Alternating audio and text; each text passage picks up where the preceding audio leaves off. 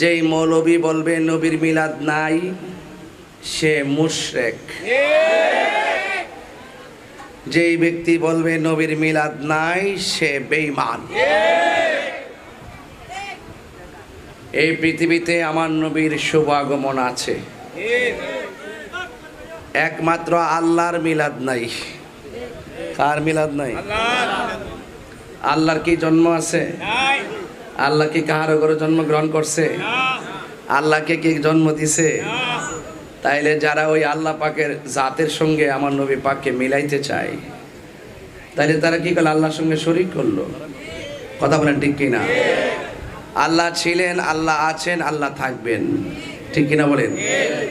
যখন কোনো কিছু ছিল না তখন আল্লাহ পাক আমার নবীজিকে সৃষ্টি করে আল্লাহ পাকের জাতকে তিনি প্রকাশ করেছেন।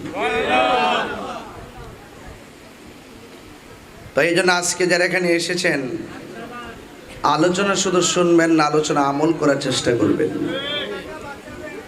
আমার নবীর শুভ আগমনে আমরা সবাই খুশি না বেজার?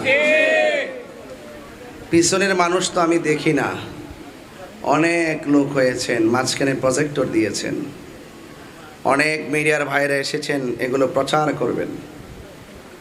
আওয়াজ করে বলুন, আমার নবীর আগমনে পাহাড় তুলি খুশি না বেজার?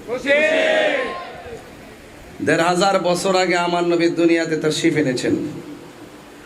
১৫০০ বছর পরে আমার নবীর মাহফিল সাজাতে যায় কত খুশি। আর আমার নবীর যদি আমরা সরাসরি ১৫০০ বছর আগে পেয়ে যেতাম, সুবহানাল্লাহ বলবেন না? কাফেররা নবীকে পাথর মেরেছে, সেই পাথরের বরাবর আমাদের মাথা পেতে দিতাম, কিন্তু আমার হাবিবুল্লাহর গায়ে মুবারকে একটা পাথর লাগতে দিতাম না। তো এইরকম প্রেমিকের সামনে নবীর বিরুদ্ধে কথা বলার আগে ১০০ বার চিন্তা করবেন।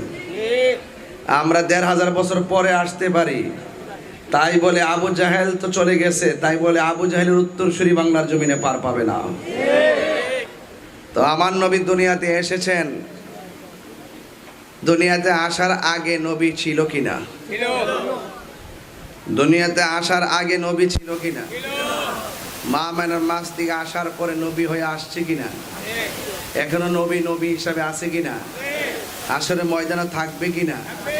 রাসূল বলেন, আমি একমাত্র নবী যিনি হাসরের মাঠে জান্নাতি কাপড় পরে রওজা মুবারক থেকে উঠব। আমি একমাত্র নবী, হাসরের ময়দান আমি শাফাআতে কুবরা করব। তো সেই নবীজির উম্মত আমরা হয়েছি, আমরা খুশি না বেজার? কারা কারা খুশি একটু হাত তুলে স্লোগান লো।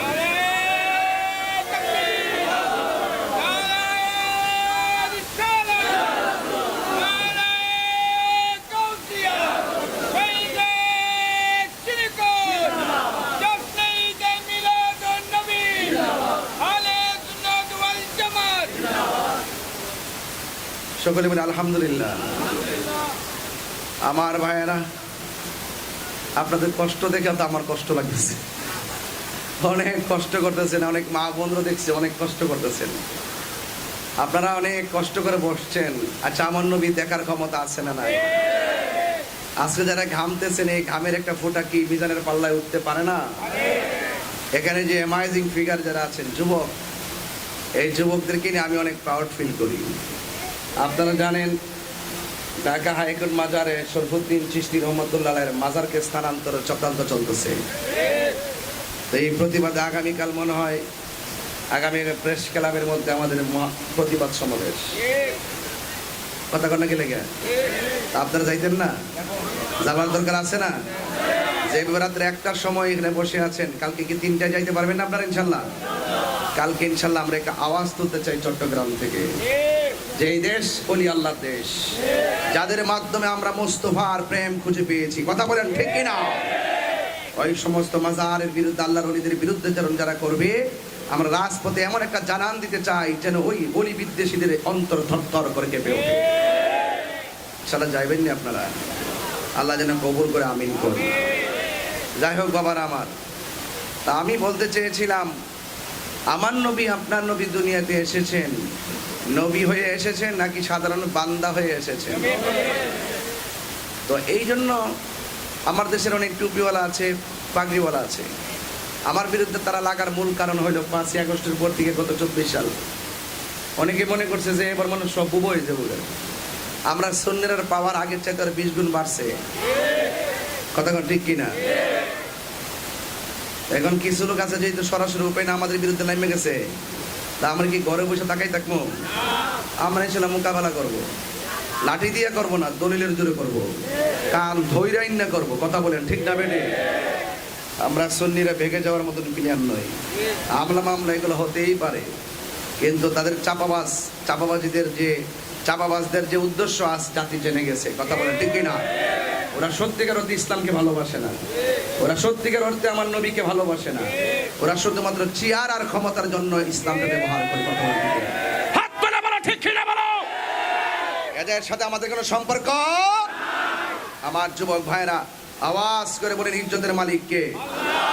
ইজ্জতের মালিক কে? আল্লাহ আমাদের সকলকে কবুল করুন। আমি বলেছি নবী নবী হইয়া দুনিয়াতে আসছে।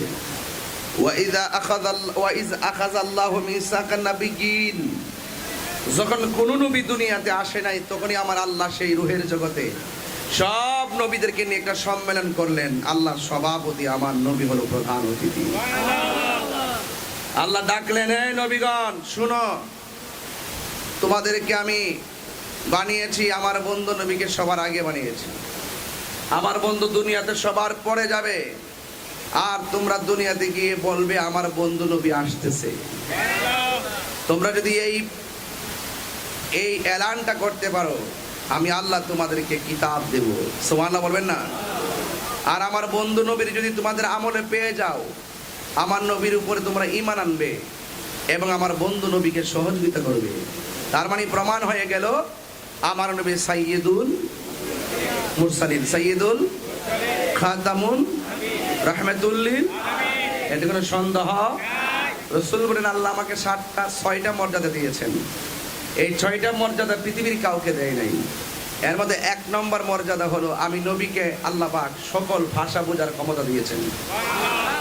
শুধু আরবি না, বাংলা ভাষা ডাকতেছেন না নবী বোঝে, হিন্দি ভাষা ডাক দেন নবী বোঝে, আরবি ভাষা ডাক দেন নবী। উতিতু বিজাওয়ামিল কালিমে, যত ভাষাগত জ্ঞান আছে সব আল্লাহ পাক আমাকে বোঝার ক্ষমতা দিয়েছেন। এরপর আরেকটা মর্যাদা দিয়েছেন, আদম নবীর জন্য একটা এরিয়া ছিল, এখানে ইবাদত করবা।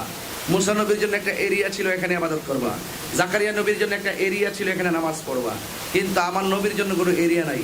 আমার নবী বলতেছেন আল্লাহ পাক রব্বুল আলামিন সারা পৃথিবীর জমিনটাকে আমার এবং আমার উম্মতের জন্য মসজিদ বানিয়ে দিয়েছে।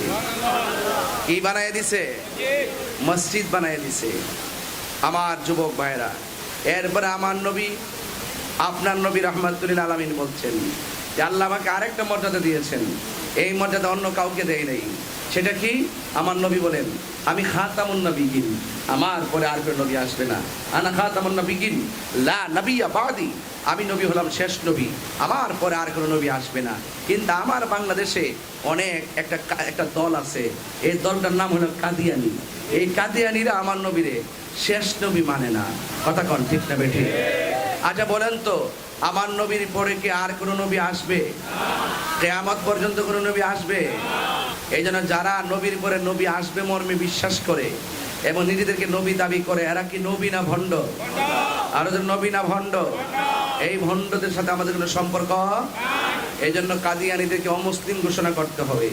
কাদিয়ানী ইসলামের জন্য বড় ফিতনা, কাদিয়ানী ইসলামের জন্য বড় ক্ষতির কারণ। এই কাদিয়ানীরা বাংলাদেশের কোনো প্রোটেক্টে চলে না, ওরা বাহিরের প্রোটেক্টে চলে। এই দেশের বড় বড় কোম্পানিগুলো তারা হাতিয়ে নিয়েছে এবং মানুষদেরকে বিভ্রান্ত করছে। ওরা সত্যিকার অর্থে ইসলামকে লালন করে না, ওরা নবী পাকের বিরুদ্ধে অবস্থান করে।